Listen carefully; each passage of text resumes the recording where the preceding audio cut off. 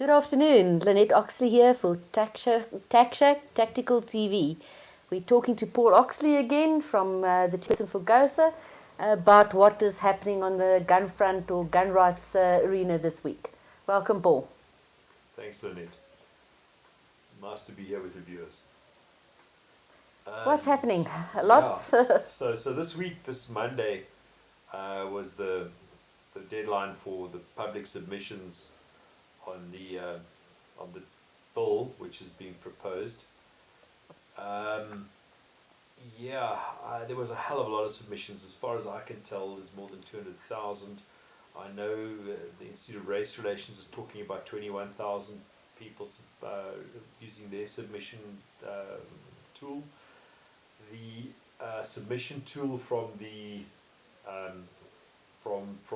Dear South Africa received more than 155,000, of which I believe more than 99%, somewhat more than 99% were negative about the bill.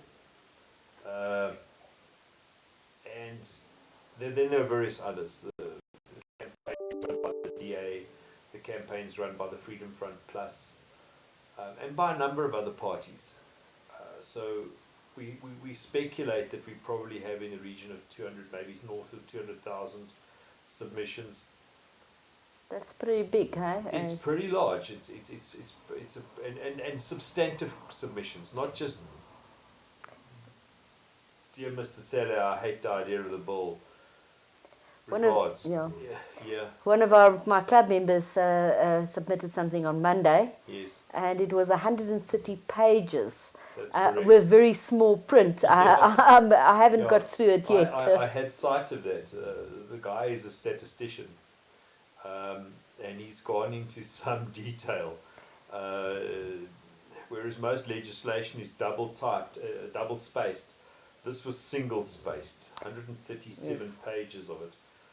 And he's gone into great detail, tearing apart the basis for the bill, the socio-economic impact assessment report. Yeah, now let me say this. I distrust. Well, we know we were lied to. We know we were lied to right from the beginning. The basis for the bill is supposed to be the research which was conducted by the Wits School of Governance, and which was hidden for us for 6 years.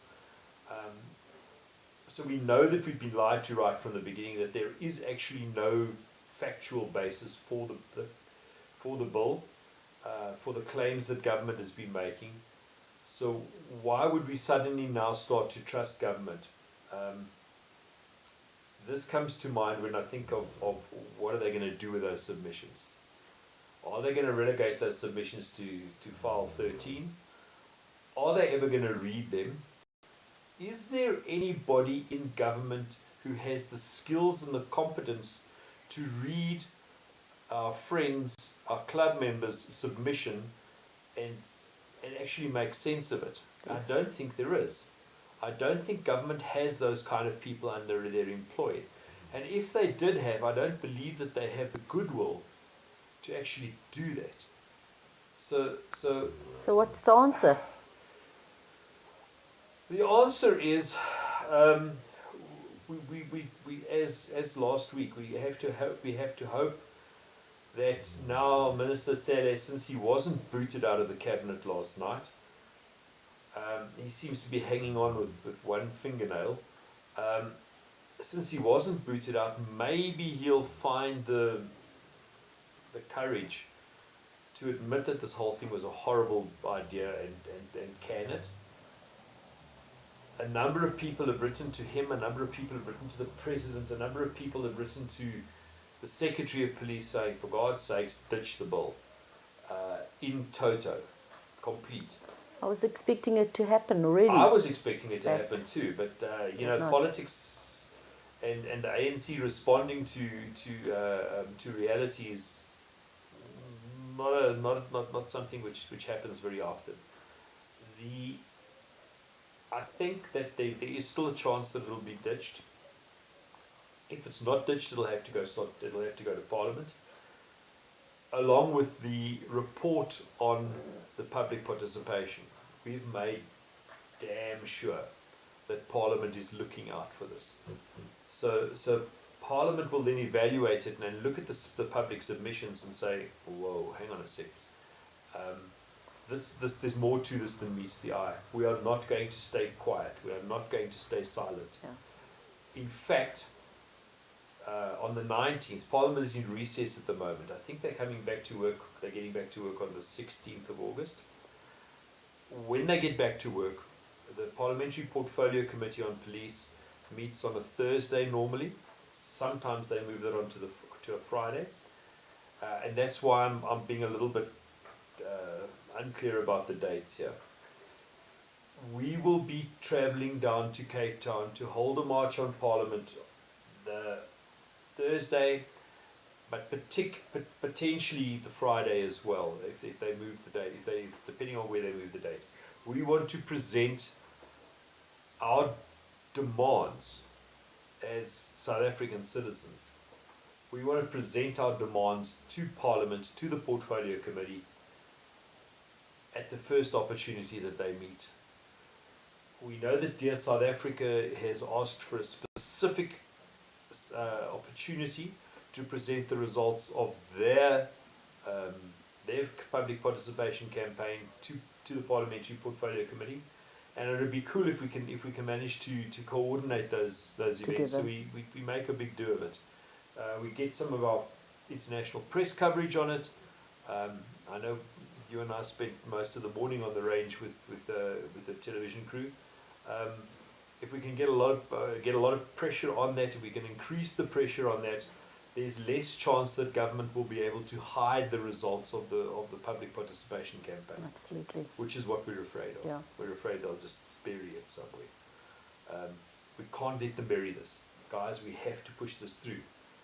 Support us.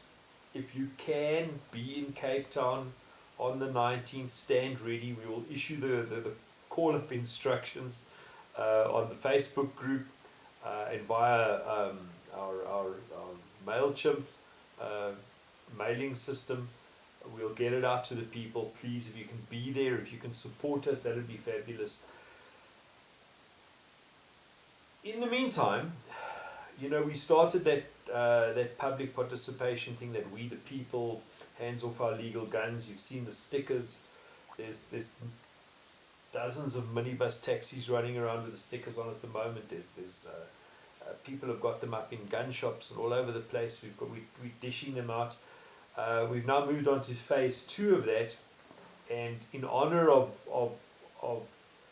the South African citizens, the gun owners of South Africa that literally manned the barricades in KZN and in Gauteng over the last month with the riots and the looting.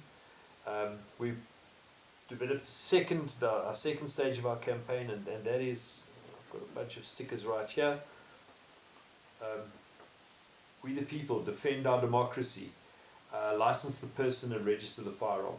We've always said that the citizens and armed citizenry is the final and ultimate defense of democracy and of our communities, and these guys proved it for us. So we need to honor that and to carry that forward.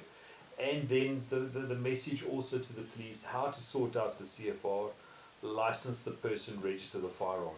It is just the right thing to do in terms of administration. You've already taken the person through the whole competency process.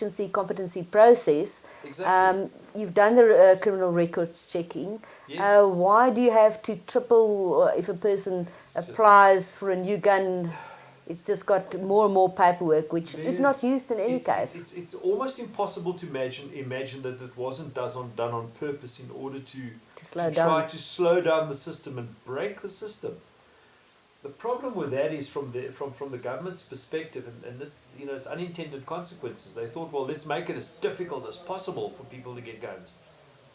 But in trying to do that by loading the admin, they've actually broken the system to the point where their own control is less and less.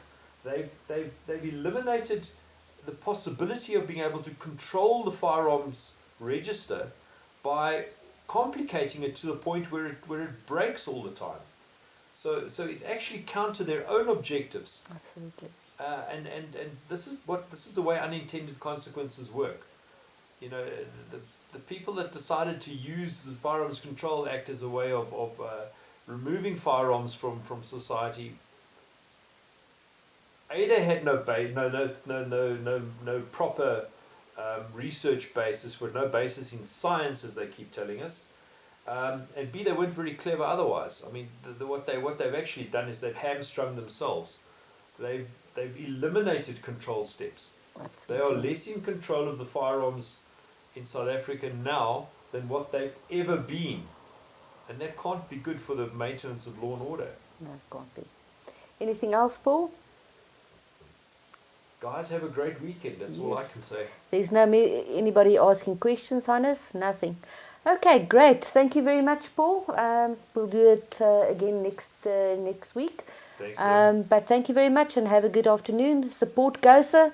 If you are not a GOSA member yet, go and have a look at gosaonline.co.za. And great. Have a fantastic weekend. Cheers.